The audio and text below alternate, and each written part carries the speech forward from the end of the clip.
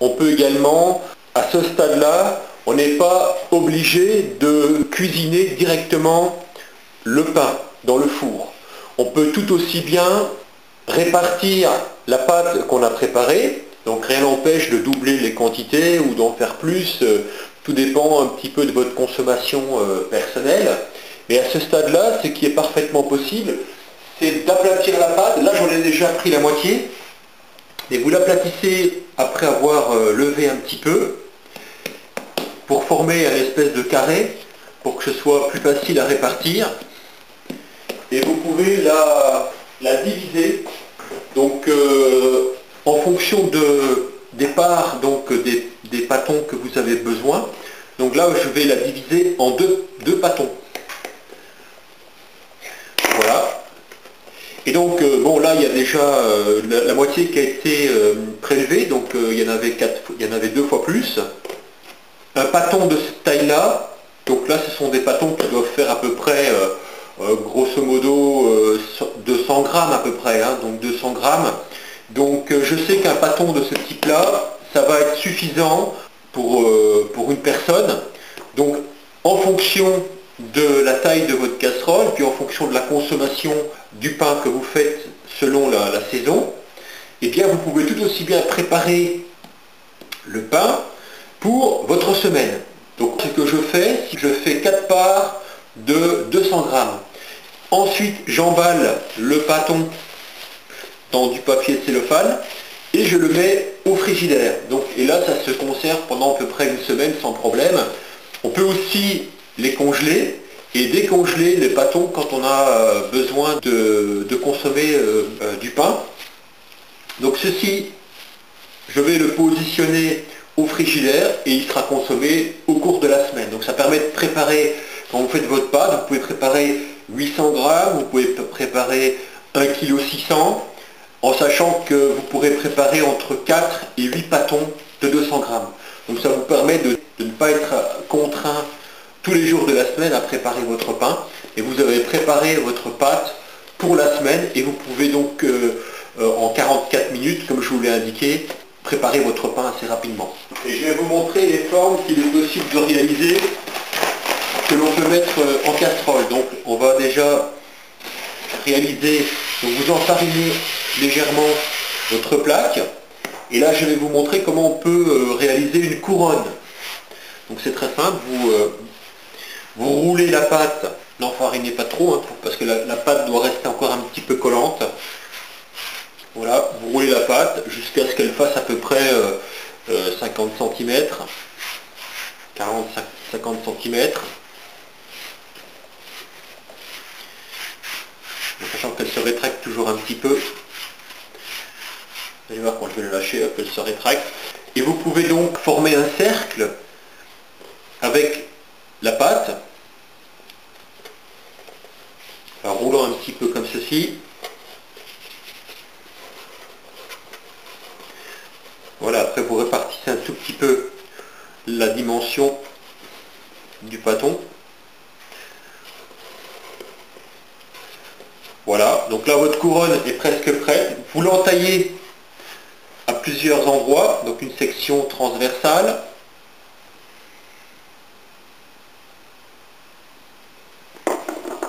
Voilà, ensuite vous n'oubliez pas d'enfariner un tout petit peu le pâton.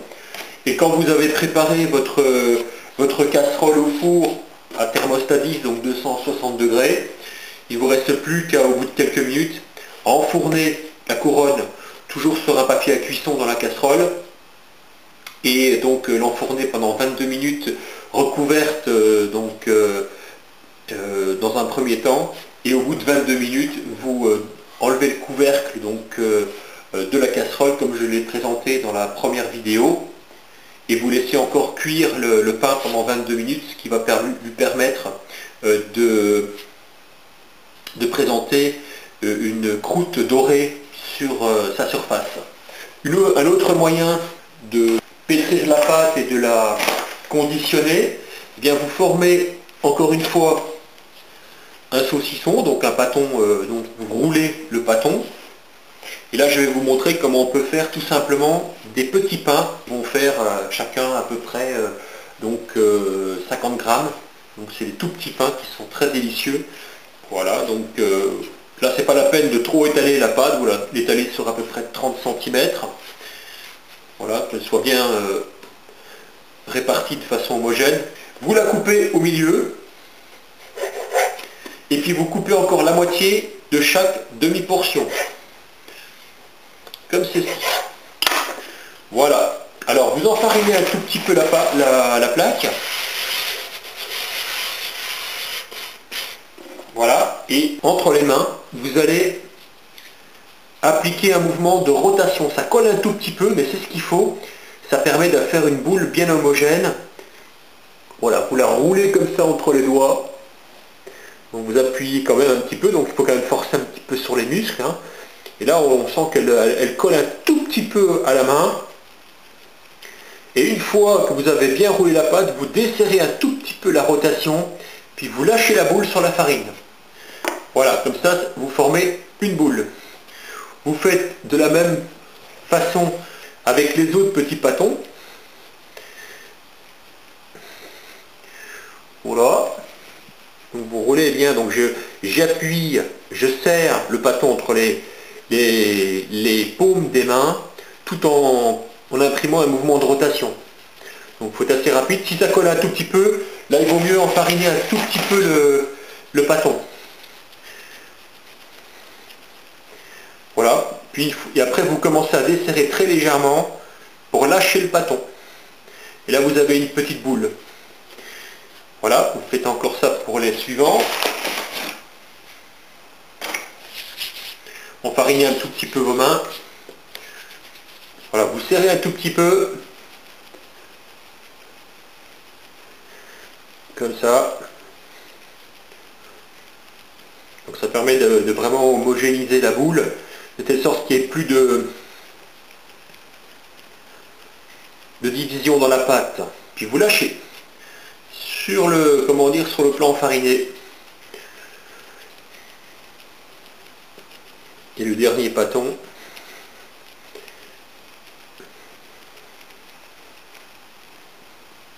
Voilà, pour former une boule. Hop, on lâche. Voilà, une fois que vous avez formé vos petits pâtons, vos petites boules, on va appeler ça des petites miches en fait, hein. Eh bien vous les entamez, vous les cisaillez assez profondément, comme ça à peu près sur un bon centimètre, 1,5 cm. Comme ça.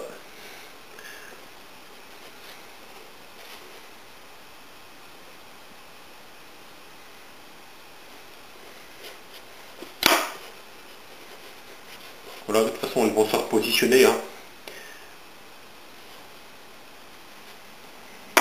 Voilà. Et là vous avez formé vos petites boules et vous les enfarinez très légèrement.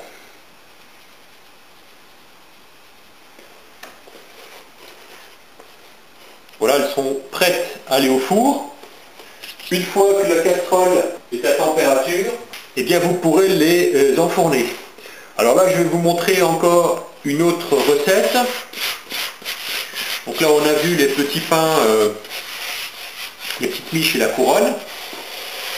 Eh bien rien n'empêche non plus d'ajouter des épices au pain. Ou des graines, hein, tout simplement. Alors là je vais, comment dire, on peut utiliser des graines d'anis. Donc pour faire des pains à l'anis, eh bien à l'anis vert,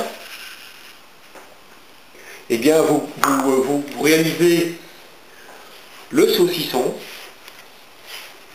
voilà, et que vous recouvrez d'un petit peu d'anis, hein, à peu près l'équivalent de, je sais pas, à peu près 4-5 grammes, hein, pas plus, hein. Et vous essayez de répartir l'anis dans tout le pain. Vous remalaxez la pâte et vous récupérez les petits grains qui sont tombés sur la plaque. Vous remalaxez bien jusqu'à obtenir une homogénéisation des grains d'anis dans la pâte. Et ensuite vous pouvez, comment dire, appliquer, faire un petit pain, je sais pas moi, de 200 grammes ou faire des petites miches de 50 grammes ou faire une couronne. hein. Donc voilà, ou alors ce qu'il est possible de faire aussi, c'est faire une couronne torsadée. Donc à ce moment-là, vous roulez la pâte. Voilà, il faut toujours garder une pâte légèrement collante, elle se soudera mieux aux extrémités. Et bien à ce moment-là, vous torsadez. C'est-à-dire que vous imprimez un mouvement de rotation diamétralement opposé.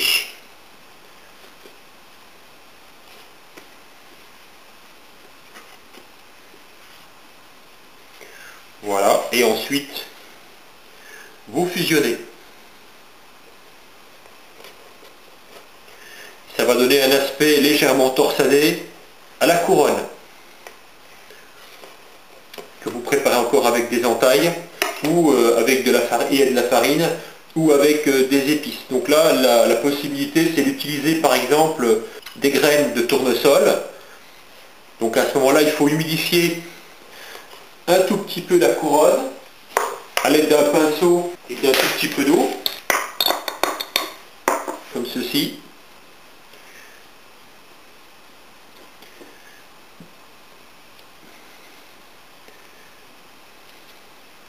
Voilà.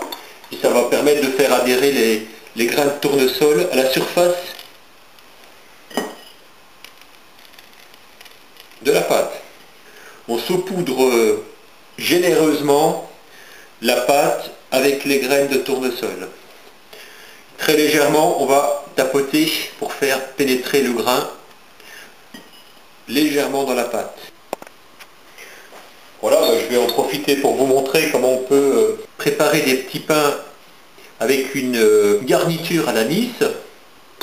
Vous avez également imbibé votre petit pain et puis vous saupoudrez avec un tout petit peu de graines d'anis. Vous pouvez également utiliser des graines de pavot, hein, ou des graines de sésame. N'en mettez pas trop parce que l'anis est quand même assez aromatisé.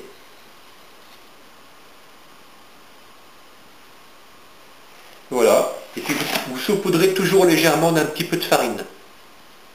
Voilà, une fois la casserole à température, on retire donc le couvercle, on positionne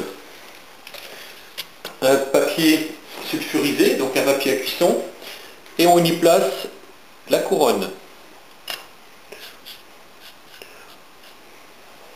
On recouvre avec le couvercle et on positionne la casserole au four pendant 22 minutes à thermostat 10 pendant quelques minutes, puis à thermostat 9 pendant 19-20 minutes. Donc l'équivalent de 240 degrés. Voilà, donc au bout de 22 minutes, j'ai retiré le couvercle de la casserole. Et donc maintenant, je vais laisser finir la cuisson à thermostat 9 encore pendant 22 minutes. Voilà, donc là je vais positionner maintenant les miches au four. Voici les petits pains au bout de 22 minutes de cuisson. Donc je procède de la même façon. Je retire le couvercle et je repositionne pendant 22 minutes au four. Voilà, donc au bout de 22 minutes, les petits pains sont cuits également. Voilà, donc après la cuisson, on obtient un pain qui est bien cuit, avec une croûte bien dorée. Le fond n'est pas brûlé, hein, parce que la casserole a été positionnée au centre du four. Le pain sonne creux à la base. Et lorsque l'on découpe le pain, on a un pain bien croustillant. Et on a une mie bien dense et homogène et qui dégage une odeur vraiment très agréable. Voilà, donc il ne me reste plus qu'à vous souhaiter un bon appétit et donc à bientôt pour d'autres vidéos.